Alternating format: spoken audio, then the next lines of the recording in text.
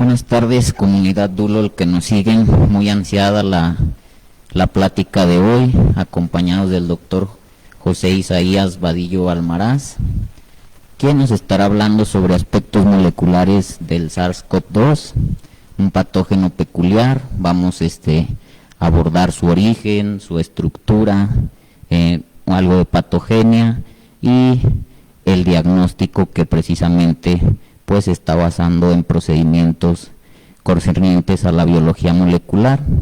El doctor Vadillo pues es médico cirujano egresado por la UAS, tiene especialidad en neumología por el Instituto Nacional de Enfermedades Respiratorias, maestría en biología experimental por la UAS, un doctorado en ciencias médicas por la Facultad de Ciencias Biológicas de la Universidad Autónoma de Nuevo León, docente de medicina de la UAS, muy querido, y precisamente el alumnado es quien ha estado difundiendo, interesándose por esta plática.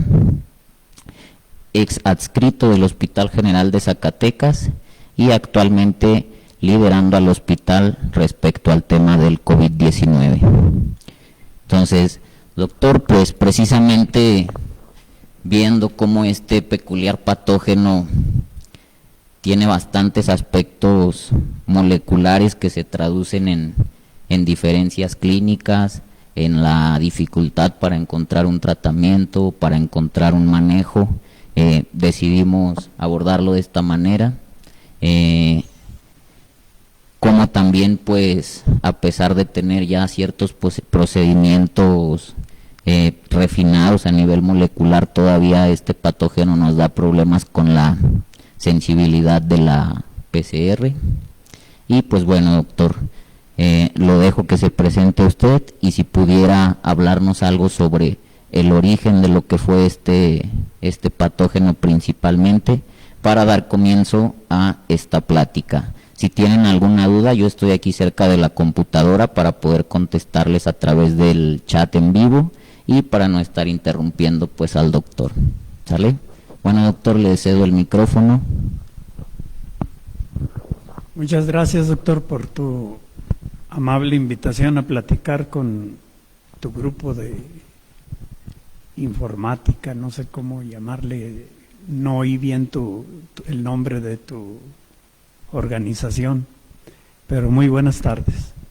Ya me ha presentado, mi nombre es Isaías Vadillo Almaraz y ya el doctor amablemente nos informó a lo que me dedico y a lo que me he dedicado. Bueno, acerca del origen de este patógeno, yo quisiera referirme un poco atrás acerca de las teorías que se creen, cómo se originaron los virus.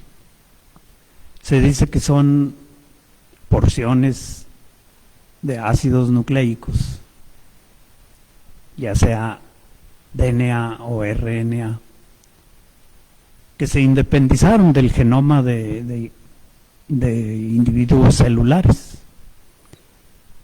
O bien la otra son segmentos de genes que quedaron también a la deriva de diversos tipos celulares.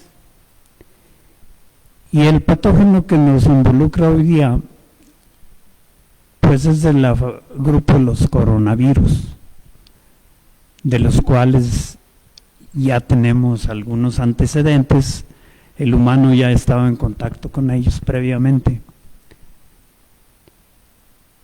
En el 2003, con la pandemia del SARS, que fue el coronavirus 1,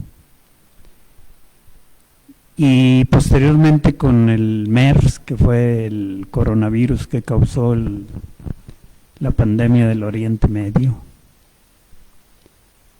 Y hoy día este patógeno que se le ha llamado SARS-CoV-2, primo hermano de los anteriores que mencioné,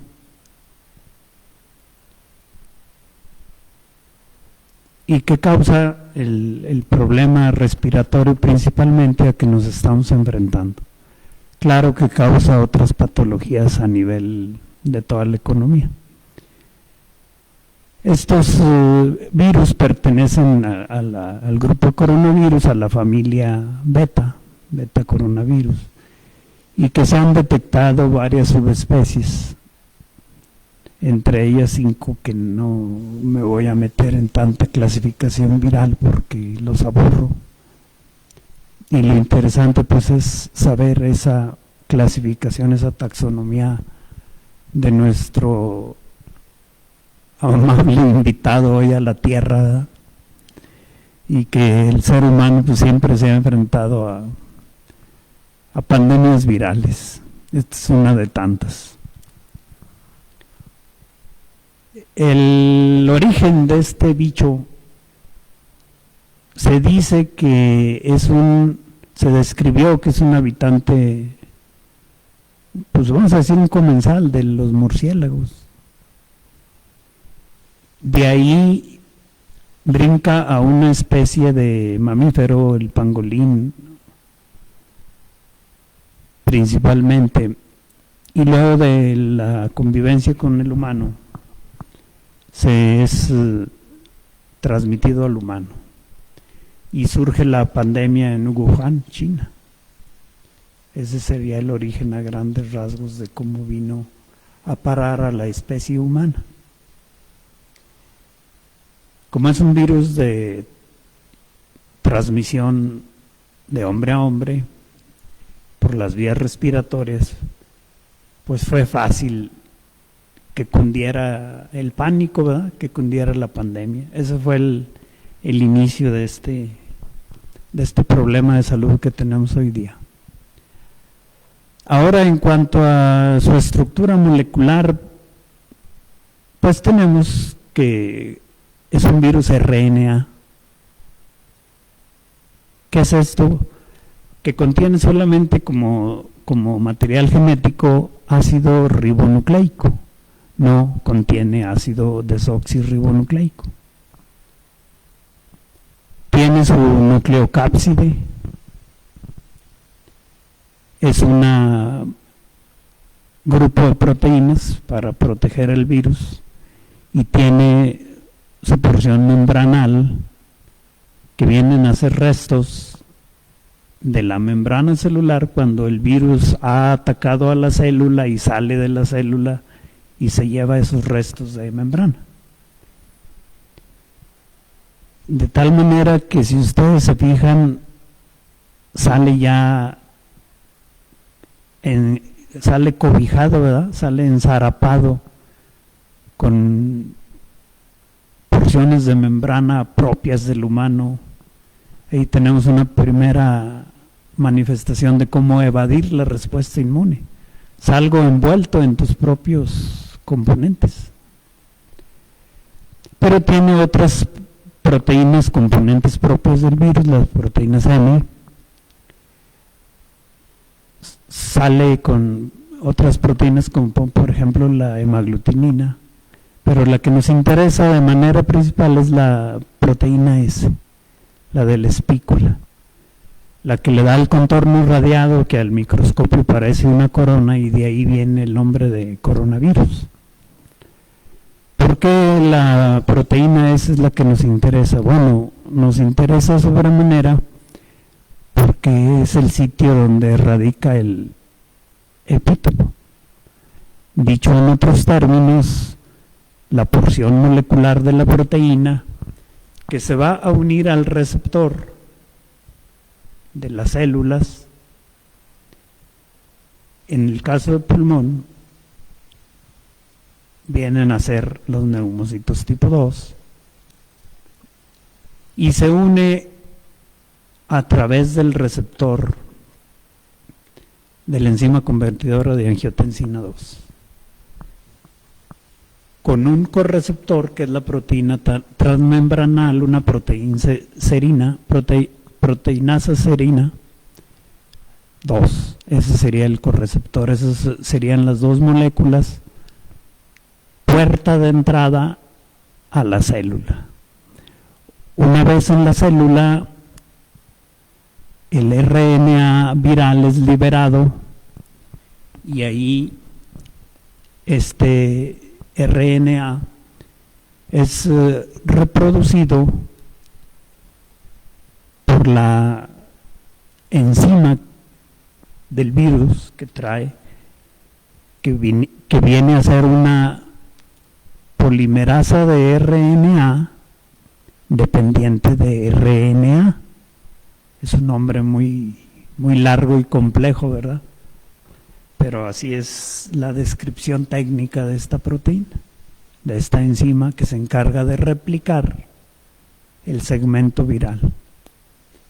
Luego se sintetizan las proteínas con la maquinaria celular para envolverlo al RNA en esta nucleocápside y sale por exocitosis de la célula, ya envuelto en sus proteínas virales y en sus pedazos de membrana nuclear. Y son los nuevos viriones infectantes que van a infectar a otras células. Otras células que pueden ser susceptibles de ser infectadas, pues principalmente las del endotelio.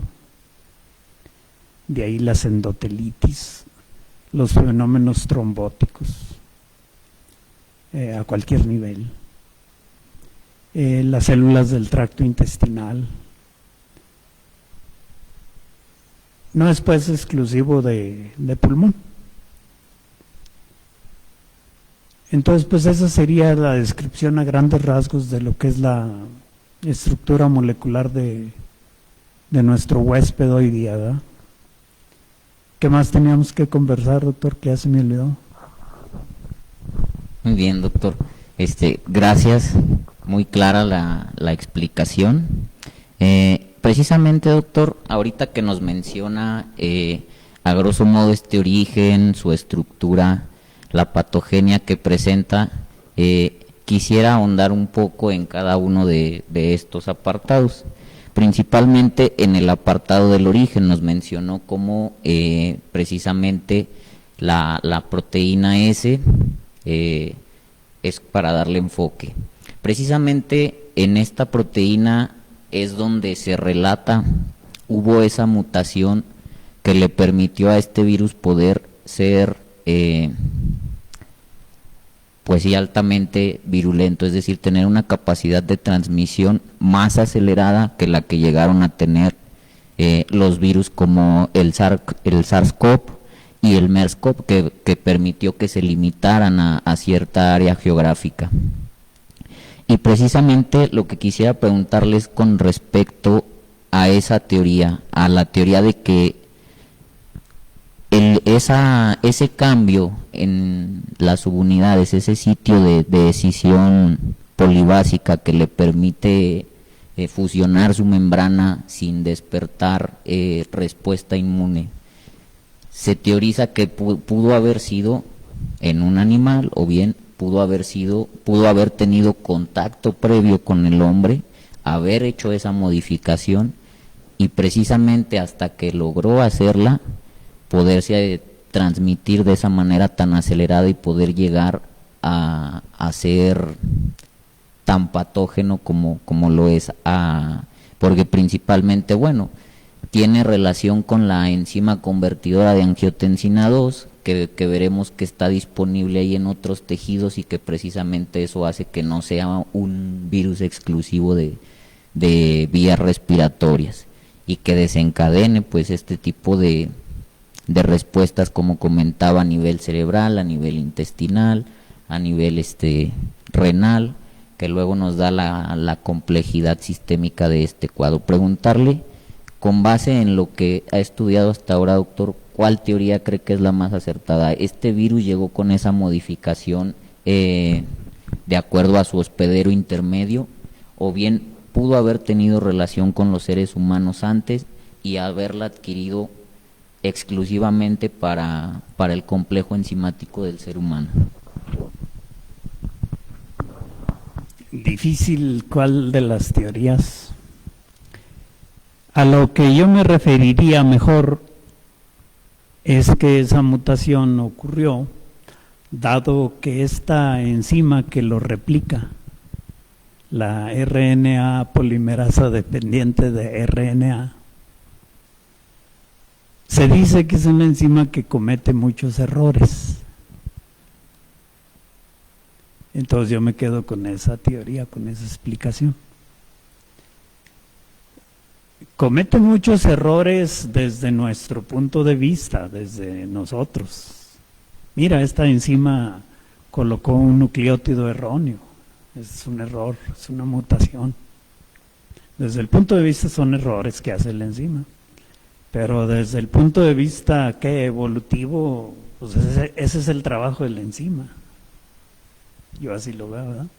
Cometer muchos errores para mutar y sobrevivir y adquirir nuevas características más infectantes, más patógenas. Por eso se dice que es de mayor transmisibilidad y mucho más patógeno que los primos hermanos que conocíamos antes. Con esa teoría me quedo, ¿no? No importa dónde haya ocurrido. Ahora sí que, como dicen por ahí, haiga sido como haiga sido. Gracias, doctor, por esa respuesta bastante acertada y precisamente citando por ahí a un personaje muy reconocido. Haiga sido como haiga sido, logró lo que sus primos no habían logrado, que fue desencadenar una pandemia. Eso con respecto al origen, doctor. Con respecto a la estructura en sí y que es hacia donde vamos, respecto a los ensayos de laboratorio a través de los cuales se puede detectar este virus, pues encontramos que están precisamente aquellos que identifican ácidos nucleicos, aquellos que identifican antígenos al momento de la interacción, es decir, la parte de la proteína que las células de nuestro cuerpo identifican para crear precisamente los anticuerpos, la identificación de los anticuerpos y como tal el cultivo que precisamente por temas del tiempo que tarda en cultivarse, pues ha sido, aunque es el gol estándar para el diagnóstico etiológico de cualquier enfermedad, pues no es una prueba que nos esté siendo de utilidad porque precisamente vamos en una carrera contratiempo. ¿Cuál de este tipo de ensayos, doctor, es el más útil y qué es lo que limita a los otros con respecto a la utilidad diagnóstica con enfoque clínico para este patógeno? Luego, si nos pudiera explicar la utilidad que llega a tener desde un enfoque epidemiológico, desde un enfoque de investigación, donde a lo mejor en vez de PCR utilizamos anticuerpos y de acuerdo a la fase donde estemos. Si pudiera hablarnos con respecto a este tipo de ensayos, doctor. Bueno, hablando en general y luego refiriéndonos a nuestro medio, a nuestro entorno, pues el cultivo viral tenemos un problema que es la infraestructura. Se necesita pues una infraestructura muy especializada, laboratorios de seguridad, los cuales no lo tenemos, y el tiempo que se tarda el reporte del cultivo. En cuanto a la detección de anticuerpos, también nos deja en desventaja, porque vamos a detectar anticuerpos que tardan mínimo 10, 14 días en formarse. Entonces, por muy temprano que agarremos en la evolución de la enfermedad a nuestro paciente, ya lleva cuando menos 10 días de enfermedad. El anticuerpo no me sirve como prueba diagnóstica, ¿sí? Porque además las pruebas de detección de anticuerpos que tenemos disponibles, aparte de que tardan ese tiempo, dan reacción cruzada con otros virus, con otros coronavirus, los del catarro común, con otros virus como la hepatitis, la influenza misma, en fin, dan reacción cruzada. Eso también me limita mucho el uso de esas pruebas, que entre paréntesis déjame te digo que les llaman pruebas rápidas. Rápidas porque debe entender nuestro público, pruebas rápidas porque se hacen rápido. Es como una prueba de embarazo, ¿verdad? Pones tu gotita ahí de orina en el caso de la prueba de embarazo, acá pones sangre y se hace el corrimiento, aparece la banda o no aparece la banda en unos minutos, pero eso es a lo que se refiere como prueba rápida, pero tiene esas limitaciones que te digo. El tiempo para que aparezcan los anticuerpos es el primer, pues yo diría que el primer trabuco. Nos deja pues sin un arma, perdón, sin un buen recurso diagnóstico. ¿Qué nos queda? Pues la prueba molecular, que es la más rápida, esa sí es muy rápida. ¿Y a qué me refiero muy rápida? En nuestra universidad, en la Escuela de Medicina de la Universidad Autónoma de Zacatecas, te lo reportan en un día, en menos de un día. Eso es rápido. Eso es rápido. ¿En qué consiste la prueba molecular? Técnicamente se llama RT-PCR tiempo real. ¿En qué consiste ese palabrerío? En extraer el genoma del virus, que en este caso es RNA, ácido ribonucleico, transformar ese ácido ribonucleico a ácido desoxirribonucleico mediante una transcriptasa reversa.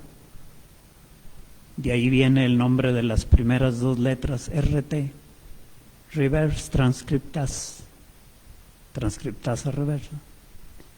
Y una vez que tengamos ácido desoxirribonucleico complementario, ácido desoxirribonucleico que obtuvimos del RNA del virus, ese ácido desoxirribonucleico lo vamos a duplicar infinidad de veces. Eso consiste en las otras letras, PCR, es decir, por una reacción en cadena de la polimerasa, mediante una enzima que duplique el ADN, vamos a duplicar infinitamente ese DNA obtenido y me va a dar una gran cantidad de ADN, el cual voy a secuenciar, es decir, voy a ver cuáles son sus nucleótidos por nucleótido, uno por uno, one by one, dijo la gringa, para ver si corresponde exactamente al genoma del virus.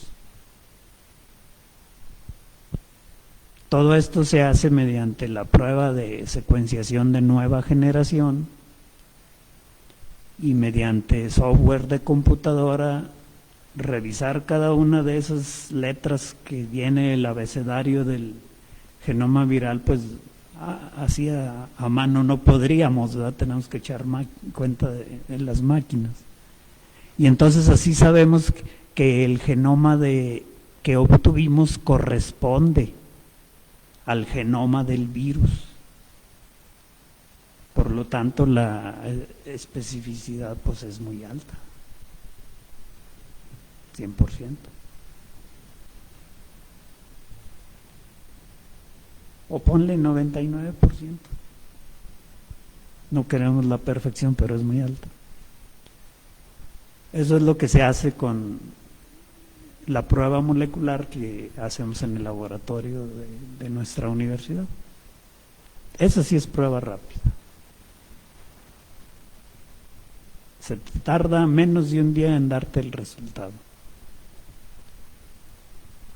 Otra vez insisto, van a decir, no, pero la prueba rápida, ahí en el consultorio me hacen la prueba. Sí, pero para que salga positiva, ya tuvieron que haber transcurrido cuando menos 10 días, que ya traigas anticuerpos. Esto es para que no te engañen. Y si ya traes anticuerpos, si ya fuiste con el doctor, quiere decir pues que andas bien, no necesitas tratamiento. ¿O sí? Entonces, las pruebas rápidas pues me servirán para un seguimiento epidemiológico, qué porcentaje de las gentes ha estado en exposición con nuestro amigo de la actualidad, con este coronavirus, y la prueba de la RT-PCR pues nos sirve para ver casos positivos, confirmar casos positivos en este momento y ver cuál es el comportamiento de la pandemia. Por ahí hay algunos problemas de laboratorio, de logística en algunos otros sitios que retrasan el resultado de esta RT-PCR, y por eso de vez en cuando vemos que en las gráficas de la pandemia aparecen picos. De repente se dispara. Es que ahora hubo 5 casos más y que, ¿cómo es posible? No, pues es que eran casos que ya estaban, pero no te habían reportado la prueba por cuestiones de logística. El laboratorio se tardó tanto, a pesar de estas comunicaciones que tenemos, se tardó tanto. Pero es que aparecieron ahora, dice, sí, son lo que se acumuló esta semana. ¿Verdad? Así es. Esa es la visión que yo tengo de las pruebas estas. Gracias, doctor. También muy importante esa parte que aclaró, porque era lo que platicábamos alguna vez, ¿no? La epidemia que hubo de información en los medios, que toman precisamente la información a como se las dan, no saben qué hay detrás y no se les culpa por nada de eso, pero sí para las personas tiene una repercusión muy grande, es decir, la ansiedad colectiva que vimos, el miedo colectivo que vemos, el hecho de no querer retomar las actividades porque está este patógeno ahí, como muchos otros lo han estado. Doctor, con respecto a los que nos comenta que precisamente ahí en la universidad están trabajando con esto, además de para el hecho diagnóstico y clínico que tiene en investigación, ¿qué alcances podrían llegar a tener siguiendo desarrollando técnicas como este tipo en el laboratorio de la universidad? Tengo entendido que comienzan a trabajar también con la parte de anticuerpos. Si nos pudiera hablar sobre estos trabajos y los alcances que precisamente el estar a vanguardia con los nuevos procesos diagnósticos en cuanto a la investigación, al progreso para nuestra universidad, para precisamente estar preparados los zacatecanos ante situaciones de este tipo. ¿Qué es lo que usted observa en este sentido? ¿Qué nos puede platicar? Bueno, uno de los protocolos de investigación que tenemos en la universidad trata precisamente sobre la secuenciación de ese gen viral que ocasiona la mutación en la espícula, pudiendo ver en qué consiste la mutación, cuáles proteínas cambiaron, cuál es el epítopo de la proteína, es decir, el sitio antigénico de esa proteína mutada o no está mutada, no sabemos. Pues en base a eso se puede informar y dirigir hacia ese sitio la confección de anticuerpos monoclonales. Eso sería una visión, la otra pues el desarrollo de las vacunas con esta información. Porque pues van a ser la piedra angular de la contención de esta pandemia. Así como hemos aprendido a vivir con la influencia, dicen los italianos, pues también la vacuna nos va a tener que ayudar en eso. Y pues es importante conocer esos cambios moleculares, esos cambios genómicos que ha tenido el virus. Y los anticuerpos, saber de qué tipo y si son neutralizantes o no. Y algo muy importante, cuánto dura la inmunidad. Una vez que has desarrollado la enfermedad o a futuro, una vez que has sido vacunado, ¿cuánto te dura tu inmunidad? Eso es muy importante, porque se habla de que lamentablemente la inmunidad, en alguno de los últimos artículos que he leído, es de 3 meses. Que entonces, ¿por qué se hace la plasmaféresis? Es decir, el tratamiento con plasma de convalecientes. Bueno, porque el convaleciente está con anticuerpos en una cantidad suficiente porque está en ese periodo de 3 meses. Su organismo ha producido la cantidad suficiente de anticuerpos como para que ayude a la neutralización del virus a través de la plasmaféresis, es decir, transferirle los anticuerpos que él ya tiene formados al paciente que está en estado crítico o está enfermo. Esa sería la visualización. Doctor, aquí nos pregunta Lucía Cervantes, ¿la prueba molecular detecta virus desde inicio de síntomas o requiere mayor cantidad de carga viral? Y aprovechando su pregunta, doctor, el tema de los sitios de toma de la muestra respecto a los sitios anatómicos, ¿qué repercusión tienen en la sensibilidad de la PCR? Bueno, la sensibilidad no es muy buena. No es muy buena. Hablemos de una buena muestra. Bueno, es que influye mucho para la sensibilidad el cuándo, cómo, dónde. Aquí anda alrededor del 40%, fíjate. Qué bueno que nos hacen esta pregunta porque la prueba debe ser tomada una vez que han iniciado los síntomas, entre el 5º y el 7º día. No es como nos llegan ahí al consultorio, oiga, me empiezo a sentir mal, tómeme la prueba. No, espérate. Para tratar de eliminar esos falsos negativos. Esperarme un tiempo prudente. ¿Cuánto es? Pues cuando menos que tengas ya 5 a 7 días de síntomas. O bien 5 a 7 días mínimo de exposición a un positivo. Debes tomarte la muestra, no antes ni tanto después porque seguramente va a salir negativo. Los sitios anatómicos son con un hisopado, un raspado nasal a la parte posterior de las fosas nasales y oral a la parte de la faringe. Esos son los 2 sitios de la muestra. Y en nuestra escuela de medicina tomamos una muestra sanguínea para ver el estado linfocitario. Entonces esos son los sitios que debemos tomar y más o menos cuánto.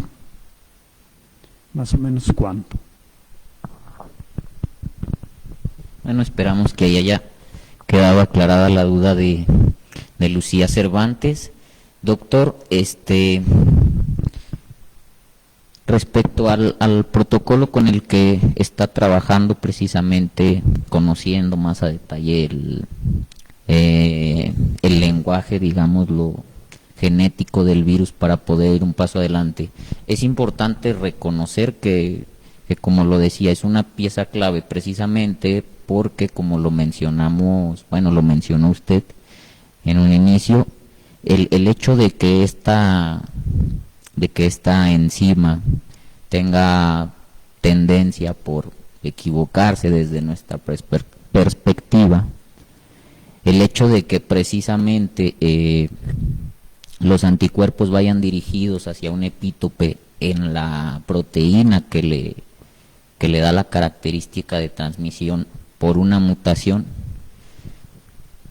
hace que debamos seguir de llevarle ventaja en cuestión de conocerlo, para que precisamente cuando nos encontremos con el periodo endémico de este virus, la vacuna, como lo ha sido con las de la influenza, donde tomamos ciertos tipos, pueda irse desarrollando. Además de que, si eso no fuese suficiente, nosotros ya llevamos un marco teórico respecto hacia qué puntos podemos dirigir el enfoque de esta investigación a este nuevo virus, que pudiese tener una capacidad de mutación pues bastante amplia, que hasta ahorita no se haya conocido. Precisamente es el temor que hubo en el campo científico al ver que los anticuerpos duraban 3 meses. Es decir, es porque la memoria inmune ya no es efectiva contra la proteína al momento del rebrote, es decir, ese epítope se protegió de algún modo con la sensibilidad, con la síntesis de su RNA, o bien es pues un proceso normal, por así decirlo, del virus, que le permite enmascararse dentro del hospedero, como lo estuvo en los animales. Ahorita, doctor, ¿qué necesita para continuar? ¿Qué es lo que necesita el cuerpo académico de la UAS para continuar con este protocolo? ¿Cómo los podemos apoyar? Nosotros como población, el gremio médico, incluso las instituciones. ¿Qué es lo que necesitarían por nuestra parte para darle continuidad a su protocolo? Bueno, pues primero lo que estás haciendo, doctor, la difusión, ¿verdad? Creo que es muy importante tu apoyo con esta difusión de lo que se está trabajando en la universidad, concretamente en la Escuela de Medicina. Y de la Escuela de Medicina, pues el Laboratorio de Biología Molecular, muy atinadamente dirigido por la doctora Margarita Martínez. Entonces necesitamos la difusión.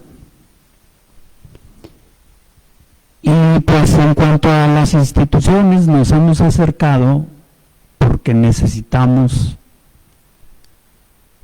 la autorización de los protocolos por los respectivos comités de ética, y pues que en ese lado necesitamos que las instituciones nos echen la mano. Eso es lo que hemos pues necesitado, dado que el número elevado de pacientes y graves pues están hospitalizados en las instituciones. Entonces hemos solicitado la autorización del Comité de Ética del Hospital General, de la cual ya tenemos la autorización. Ya tenemos la autorización del Comité de Ética de Ciencias de la Salud de la universidad. Ya nada más nos falta la autorización del Comité de Ética a nivel estatal para que nos autoricen ver los datos de los pacientes de la UNEM COVID. Que en realidad esta investigación no tiene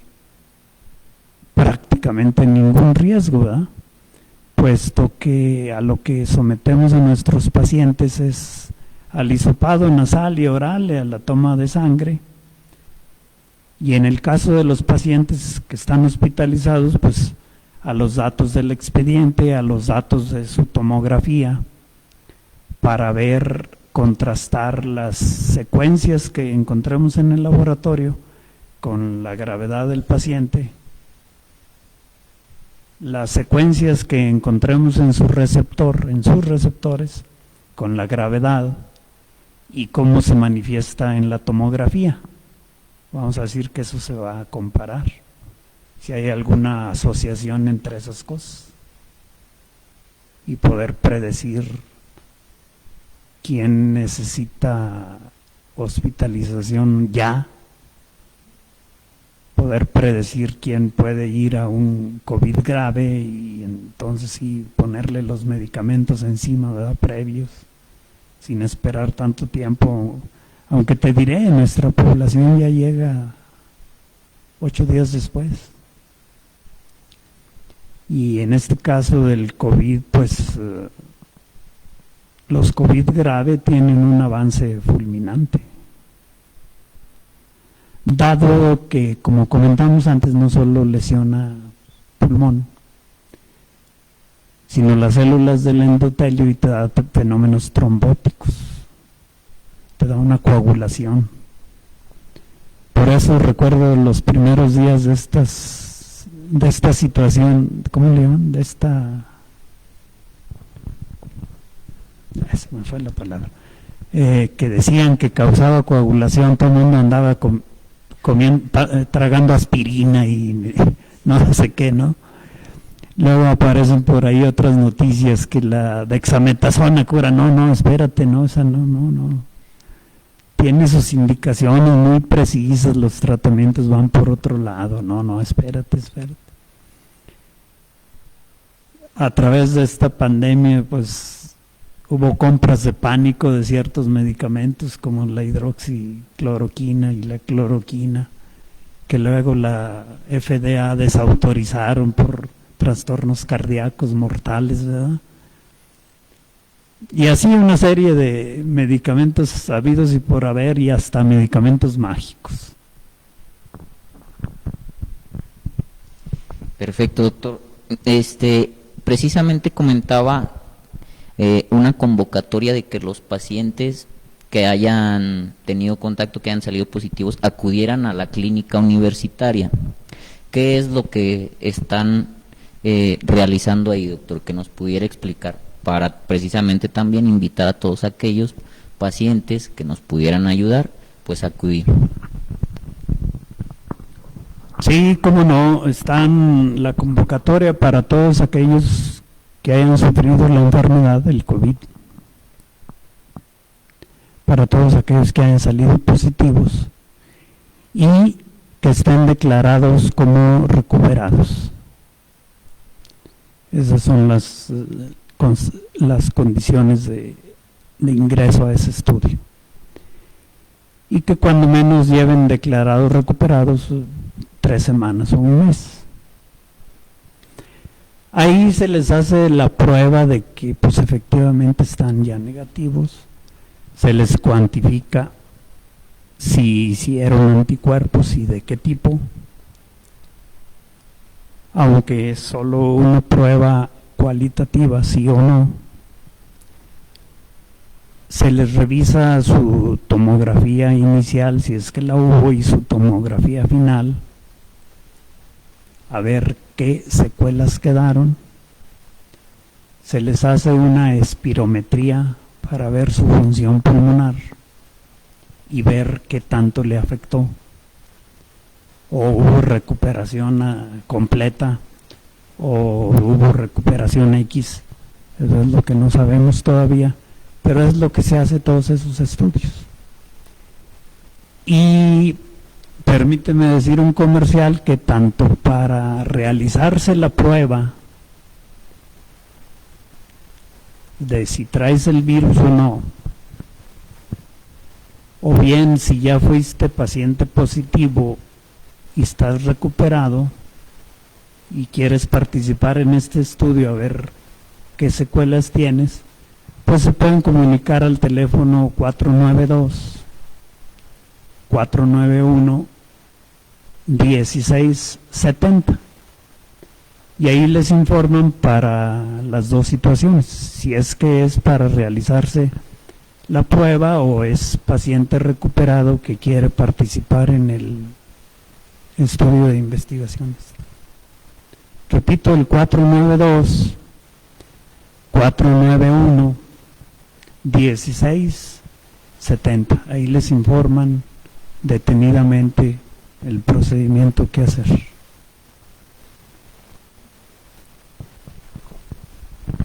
Perfecto, doctor. De igual manera, si nos contactan por redes y llegan a contactarme a mí, yo los canalizo para que precisamente pues puedan ponerse en contacto con ustedes, doctor, y ver si son aptos para colaborar en este estudio, lo cual está muy interesante. Sería muy interesante yo como paciente saber si tengo secuelas, cuánto fue mi tasa de recuperación y además contribuir para que precisamente a otros pacientes tengan un mejor pronóstico. Doctor, nos pregunta José Jaime Martínez, ¿cuánto tardan en negativarse las pruebas moleculares en pacientes recuperados y cuándo dejan de ser infectantes, doctor? Aprovechando la pregunta, ¿sería de utilidad, digamos, llevar una titulación con pruebas moleculares para ver el momento precisamente en el que llega a salir negativa? Una titulación seriada, no, está caro.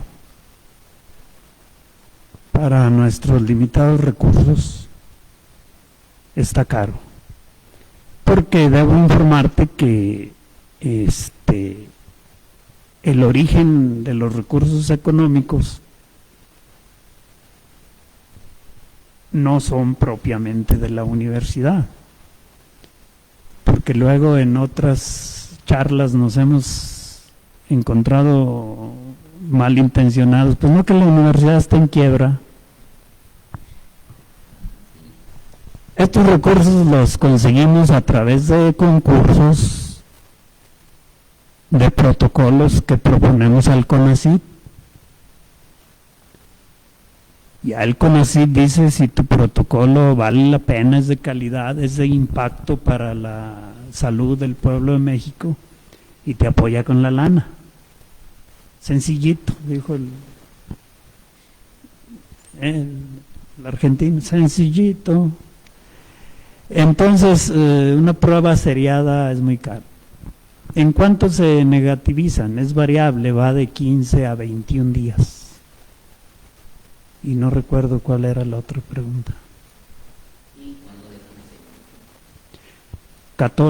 15, 21 días. Es aproximadamente el tiempo.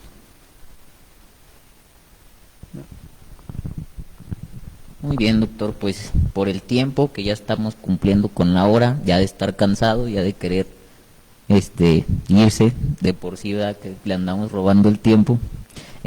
Doctor, nada más para cerrar, algún mensaje que quisiera dar al gremio estudiantil, al gremio médico, a la población en general, precisamente para, digamos, se quiten de estar con esa información nociva, tanto recibiéndola como transmitiéndola. ¿Qué recomendaciones nos hace? ¿Cómo podemos ayudarle sobre todo? Y pues algún mensaje de despedida que nos quiera dar, doctor.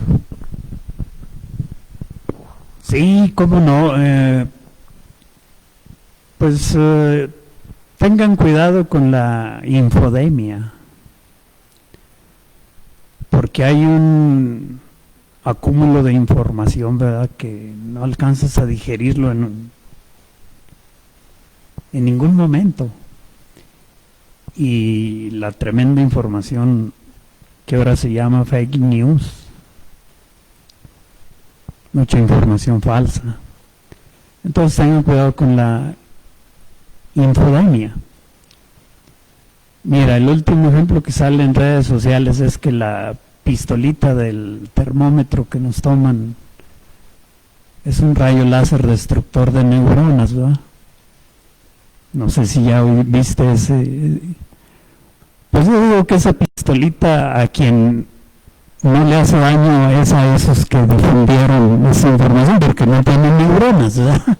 No les puede dañar. No, la pistolita es un sensor de infrarrojo o de calor, no te hace ningún daño. Entonces, pues tengan cuidado con la infodemia. Y consejos, ya están grandecitos, lávense las manos. Van a algún sitio, vayan con protección. No me salgan que no hicieron lo que Poncho Pilato, ¿verdad? Lávense las manos. Van a algún sitio, pues usen su mascarilla de protección. Si es N95 no pirata, pues mejor. No se conviertan en transmisores del virus al interior de la familia. No visites a tus abuelos aunque los quieras mucho. Pues en realidad consejos no hay muchos que dar. Perfecto, doctor. Le agradezco que nos haya acompañado, le agradezco su tiempo y ojalá pues tenga un impacto en la difusión de su protocolo, que ojalá podamos haber ayudado y contribuido de alguna manera. Nosotros nos despedimos. Hay una última pregunta, doctor, respecto a un artículo en donde había pacientes que salían 45 días después todavía con una PCR positiva. Nos preguntan a qué se pudiese deber este fenómeno. Bueno, hemos visto ciertos casos así y lo que puedo decir es que salen las PCRs positivas porque son restos de secuencias virales, pedazos del muerto, vamos a decir ahí, que quedaron, ¿no? Y completos infectantes, no son viriones, son segmentos del virus que quedaron ahí. Muchísimas gracias, doctor. Nos despedimos. Agradezco nuevamente de todo corazón el que nos haya acompañado. Si hay alguna otra duda, contáctenos a través de la plataforma. Con gusto estaremos respondiendo sus inquietudes.